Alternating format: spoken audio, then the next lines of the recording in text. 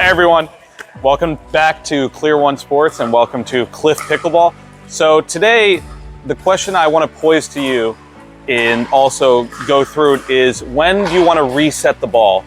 When you're at the kitchen line, non-volley zone, or in the transition, or when you should be attacking the ball.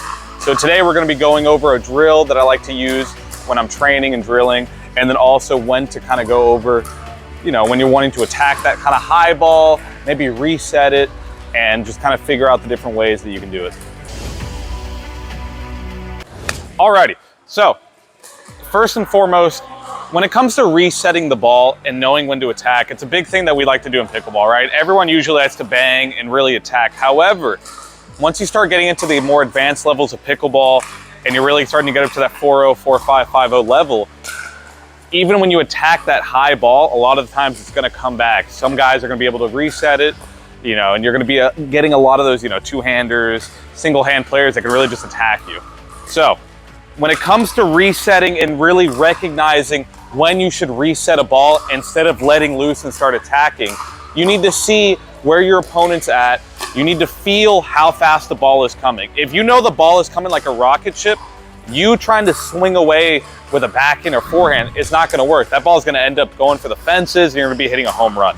So when it comes to really working on that reset, you're in that nice ready position. Okay, you got those knees bent, okay? So say we're dinking and I decide to attack a ball that should be attacked, right? You're wanting to really try to soften up your paddle, okay? You want to open it up just a little bit, just enough where the ball's not going to really skyrocket up. However, it's just high enough where it's just open enough where it's really going to soften it up. Now, when it comes to how tight you want to hold your hand, on a scale of 1 to 10, with 10 being the tightest you want to hold it, a lot of the times what I say, try to hold it about a 3, 2 or a 3, because you're really trying to deaden that ball and soften it up. Now, when you should be wanting to attack the ball, okay? Same situation, right, where the person's trying to attack you and that ball is slowing down, okay, and they don't have that much pace on it. That's where you're able to really attack and really start letting loose on it. So a good example here, when I'm dinking, okay, the person hits me a higher one, that's where you could start letting loose a little bit, okay? Now, one big thing that we need to not be doing though is not take too big of a swing on either side. If you start taking that paddle too far back, you're going to start overcooking it, okay? Your opponent, right, even though they're not hitting the hardest shot ever and you're able to really get a good attack on it, if you start taking it too far back, it's going to become uncontrollable.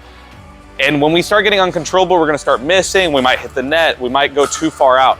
Now, another thing that we really don't want to happen is when we get too uncontrollable, all of a sudden now the opponent has a little bit more time. They got that extra second to really kind of hone in, and they might hit you.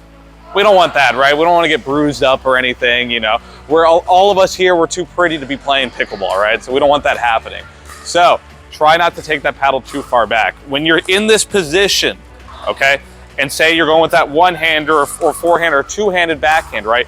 You don't want to break that plane. You don't want to bring that paddle all the way back. It's right here, go forward, right here, go forward. The same principle applies when you're going for that reset as well. You want to try to catch it in front of you so you're able to really soften it up. If you try to catch it too far back, and you're going to start jamming yourself and you're not going to be able to really take control of that ball. Obviously, pickleball is not a perfect game and every single ball is not going to be like going straight after you in the perfect spot. But by you trying to take it a little bit early on both sides, you're starting to be able to really get a little bit more control of it. So now the thing that we're going to be talking about is when you're coming in, say off a third shot drop, okay, and you're in this transition area, right? Transition zone, no man's land, whatever you want to be calling it, okay? Now, when it comes to resetting a ball, if we are in this transition zone, our number one goal, right, is we're trying to get to that kitchen. We're trying to force ourselves up, okay? We're trying to move ever so slightly, right? You might take a few steps, you might be taking longer strides to try to get to that kitchen, but this is our goal to get here. This is where pickleball needs to be played, and this is where you're going to win your points. By you having taking a big swing from here, When you're playing a better opponent or really good players, they're gonna just eat you alive, right? They're gonna beat you up with it. When it comes to resetting back here, once you've taken that drop and you're pushing yourself up, your third shot drop may not be perfect, right? No one's gonna hit a perfect third shot every single time. That ball may be a little bit too high. That is totally fine. This is where resetting really comes into play. So when you're moving yourself up, okay, the main thing that you need to focus on is really getting that paddle low, right? That ball is gonna bounce and you need to be taking it. So just like we were talking about earlier where you're at the front, you're trying to take it out in front of you. So it's here and you're trying to take it out in front, okay? Trying to take it out in front. It doesn't matter if it's high or if it's low, you're trying to take it out in front because now you're able to really get a little bit more control on it and you can get into the dinking aspect, okay? So again, we're trying to focus on keeping it in front, okay? Keeping it in front.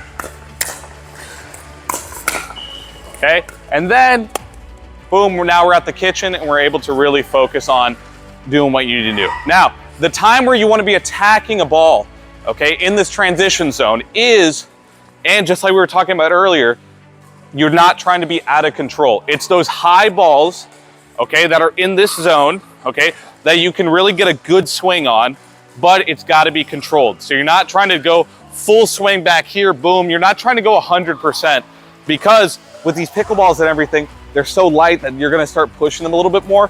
Your goal here is you're trying to go bam, forward. You're trying to still push yourself forward, okay? So you wanna be in control, okay? So you're going from about, think of the area here, right? Where it's a 90-degree angle, right? Where the paddle's in line with your body. You don't wanna break that plane ever. It's bring it here and go forward, okay? So boom, you're resetting it and then bam, okay? You're here and you can go forward. Another big reason for why we want to be doing that is also because if you're here, go forward, guess what? That paddle is ending in your ready position. So if they decide to attack you, you're ready to either reset or really be able to attack. So in conclusion, with us going through when to reset, when to be able to attack from the kitchen and also from the transition zone, keep in mind, when you're doing the drill from the transition zone where you're trying to push yourself up, okay, when you're with a partner, right? This is a perfect drill to use, right? You got one person at the kitchen and one person in the back. Have the person in the kitchen just keep attacking, keep pushing themselves back.